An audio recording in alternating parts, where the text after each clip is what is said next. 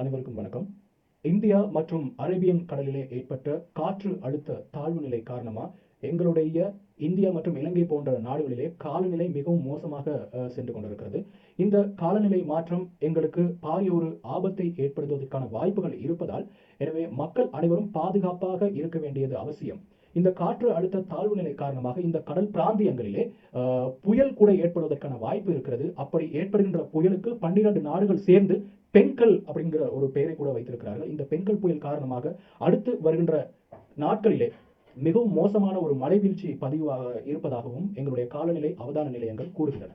ஆகவே இந்த அசாதாரண சூழ்நிலை காரணமாக எங்களுடைய அனாவசியமான பயணங்களை தவிர்த்துக் கொள்ளும் அதேவேளை எங்களுக்கு தேவையான அத்தியாவசிய உணவு மற்றும் மருந்து பொருட்களை வாங்கி வைத்துக் கொள்வது அவசியம். அது மட்டுமில்லாமல் சில வேளைகளிலே மின்தடை கூட ஏற்படலாம். ஆகவே எங்களுக்கு தேவையான மெழுகுத்திரி, சார்ஜர் லைட் போன்றவற்றை நாங்கள் தயார் நிலை வைத்துக் கொள்வது மிகவும் அவசியமாக இருக்கிறது. இந்த அசாதாரண காலநிலை காரணமாக எங்கள் நாட்டிலே நடந்து கொண்டிருந்த இந்த உயர்தர பரீட்சை கூட பிற்போடப்பட்டிருக்கிறது. எனவே எங்களுடைய சொந்தங்களை, எங்களுடைய சமூகத்திலே இருக்கின்றவர்கள் பாதுகாப்பது எங்களுடைய கடமை.